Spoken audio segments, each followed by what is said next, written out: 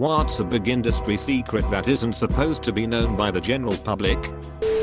I work at a hospital in an area where there are lots of hospitals. Oura has an EMT lounge with free slushes, soda and snack food, so the EMTs choose a hospital when delivering patients. If you get in a car accident and your insurance tries telling you that you have to, or that you should take your car to a specific repair facility to get repaired, tell them to go fist themselves. You have no obligation to any insurance company or repair facility. You can take your car to any body shop you like to have the repairs done, and it's against the law for insurance companies to tell you that you can't. However, they often use tricky wording to make you feel like you have no say, especially if you're a woman. Source: estimator and parts manager for a body shop.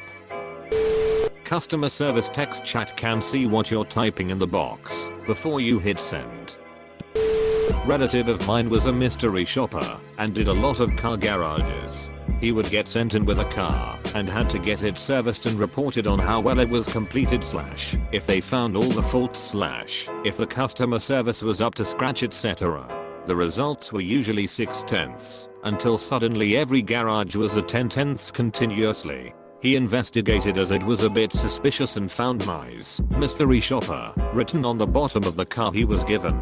One of the garages sussed him out and wrote it there for future garages to find and make sure they have it the best possible service. TL. Doctor, write Mize, mystery shopper, on the bottom of your car when you get it serviced to ensure it gets the best service possible. Edit. This generally refers to large car garages such as Skoda and C to work on their own model cars for their customers. Going to your local mechanic round the corner, he isn't going to expect a mystery shopper anytime soon. It's more the corporate garages who hire misses. McGraw-Hill makes practically every textbook allowed in America's school. At the end of every year they throw away the tens of thousands of books for the tax write-off because it's going to a recycling plant. I'm talking textbook for K through 12, college books of every type, teacher editions, and class sets of short stories and books for kids in process of learning to read. A normal textbook costs a school $60 to $80 a pop, but they throw enough away to educate every child in Africa. When I worked at the recycling plant I wasn't allowed to take them because it was considered illegal to distribute them. I truly lost all hope for the future of humanity after that and quit my job. The place they're sent to is called Medina Recycling in Eni, Ohio. I seriously want to find a way to make this big news and trash McGraw-Hill over it. It is also a 2-month period that is Medina Recycling's largest contract for profit. Edit. Sorry, the company name is McGraw-Hill. Edit 2. I know I said end of the month, but with a lot of new information coming to light, I realize that I can't do this sloppy, or it is either going to get me in trouble or it'll be swept under the rug. Probably going to get a Kickstarter going on this, so I can get around and talk to other schools and McGraw-Hill associates in the Tri-State area, along with creating a huge list of newspaper and media outlets to be notified all at the same time. This is going to be more work than previously thought. Please message me up if you can offer help. Edit 3. Wow, my gold cherry just got popped, thank you, and had to remove evidence of incrimination, but it may be re-released once I talk to my lawyer tomorrow. In sofa/couch commercials they use smaller actors/models to make the sofa/couches look bigger. I attended a songwriting workshop at Berklee School of Music, and Anna Wise, Grammy-winning songwriter, Kendrick Lamar collaborator, told the audience during a presentation that whenever someone magically blows up on SoundCloud or YouTube, that it's not authentic. A label will sign the artist in secret and then suddenly boost their viewership tremendously to make it look like the independent artist did it on their own. A bottle of Windex is basically 95% water, 4% ammonia, and 1% blue dye/fragrance. The most expensive part of the product is the bottle. The fresh chocolate chip cookie scent that can be smelled outside of the Magic Kingdom bakery is artificial. It's piped out there to draw you into the bakery. My sister was on The Biggest Loser. Jillian and Bob were there 2, maybe 3 days a week. They make it seem like they live there. Former Dunkin' employee here. We don't check the survey codes at the bottom of your receipt. Any random 5 digits in the space, you've got a free donut with purchase. At Subway my manager never once bought real mayonnaise. The light mayo and the real mayo are both light mayo. Investigate those duckers. As call center employee I can assure you that all of our calls are recorded not for training purposes, but to protect our own asses. Patient confidentiality just means your name isn't in the story, not that your story won't get told. Not sure if this is an industry practice, but a very popular online retail company in my country has no in-house web designers or any other IT staff beyond your generic networking techs. Anytime their website or backend systems need work they simply advertise a permanent position and give the job of sorting out whatever they need done as a trial for the candidate. Once completed, they then inform them that the position is no longer available and send them on their way. They've been doing this for years. Edit. Well, that escalated quickly. Ever done an online insurance quote? That's just a slightly watered down version of what your insurance agent is working with. Seriously. We just put in the info and the computer spits out a price. Unless coverage or rating information changes, the price you get is what you get. 20 to 30 years ago, an agent could tell you how much different rating factors impacted the price, etc. Today's agents aren't privy to any of that information. TL. Doctor, insurance agents don't just pull a price out of their asses and hope you'll take it. The computer does that for us. If you have a Bank of America credit or debit card and your card gets declined and you call and find out it was because of a data breach, the fraud department that you speak to is forced by the bank to tell you that they can't see where or when the data breach occurred, but we can see it. It shows us right there on our computer. It's really ducking annoying for everyone involved, other than the bank apparently, since they're the ones that enforce this. It's a major problem, because your card gets completely shut off right there over the phone, and we have to send in a request to have a completely new card and card number sent to you.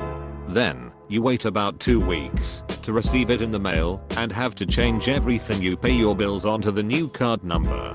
But if you go back to the store with that new card that had the data breach and they still haven't resolved the problem with the breach, then your card will be shut off again.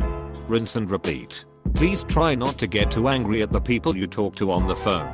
They don't work at BOA. They're just lowly call center workers, and they're fired if tell you where it happened. The bank is saving their own ass to not piss off big companies that don't want that info to leak to the public. Edit. I didn't think this would actually get seen much. In case I go missing, BOA probably sent someone to kill me. Former fraud investigator of banks here.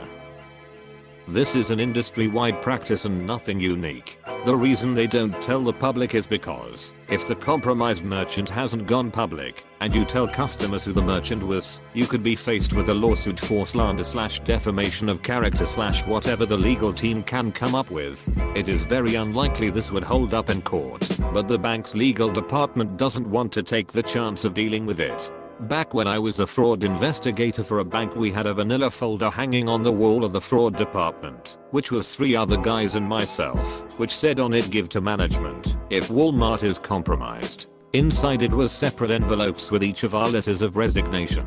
Edit. Those merchant compromise lists are called CAMS alerts. Apostrophe. It feels like it shouldn't be a secret, but a lot of people just don't get it. If you find yourself waiting forever to be seen in the air, that's probably a very good thing. We get the serious stuff back there pretty dang quick. Edit. For clarity's sake, a whole lot of pain doesn't automatically make something serious. A broken arm or something hurts like hell, but we are going to take the guy who's sweating and says his chest feels a little tight before you, because he might be dying, and you definitely aren't. From a pharmacy perspective, most people don't understand how dietary supplements are regulated by the FDA. They are basically special food, not a drug. So you know all that safety and efficacy testing the FDA requires before a drug can even get to the market? Yeah, that doesn't happen with dietary supplements. They are held to a much lower safety standard than drugs. When do they get pulled off the shelves? When they are proven unsafe through use in the public. Also, they sometimes contain prescription ingredients. Libido-enhancing dietary supplements routinely are found to contain derivatives of sildenafil, Viagra, and other similar drugs. That sounds great and all to some people, but many men seeking these unproven OTC enhancers are on nitrates for chest pain, which could prove to be a very significant drug interaction, causing a big drop in blood pressure from widespread vasodilation. Basically, dietary supplements aren't under the same scrutiny that drugs are, and most people think, if it made it to the shelf it must be safe. That's not true. Your children tell us nearly everything about what goes on in your home. Source: preschool teacher. Thanks for all the upvotes and replies. Cracking up reading some of these. Melon Entertainments, the company that runs a wide variety of midway attractions like Legoland Discovery Centers as well as Legoland itself, pays most of their American employees less than Walmart. Oftentimes, employees love the job, but ultimately can't afford to keep it. This causes only a 90% turnover rate. Adblock does a better job at keeping malware away than antivirus. Not in the casino industry, but I'm in the fire service and we learn things like this. Casinos will pump an extra 1% of oxygen into the air to make you more alert and give you more energy, which allows you to stay there longer and spend more money. It's also the reason casino fires can be so catastrophic. Ask to have the late fee waived. I literally cannot do anything with it until you specifically ask. So you have a late fee of $30 on this. Gee, that's a lot. Why is it so much? That's the late fee we have. I do apologize for that inconvenience. Well, I guess I'll have to pay it then. Okay, so your bill is $150. Do you realize how much that is? Yes, and I do apologize for the inconvenience. Well, can you do something about it? Yes. Now I can, because you asked. Please stop making me feel guilty that you paid your bill late. Edit: since so many are asking, I work in insurance for business owners. I'm sorry I'm not the cell phone bank / mortgage hospital etc company. If it makes you all feel better, I'd waive all of your late fees. I work for a web design / development agency in Canada. Clients think they pay us to do the work. The reality, we charge anywhere from $5,000 to $200,000 plus for web projects. We take 90% of those projects and outsource them to India for $200. The projects come back built so poorly, we spend months fixing them. The CEO laughs to the bank. I don't agree with the process, but that's why I quit and start a new job next week.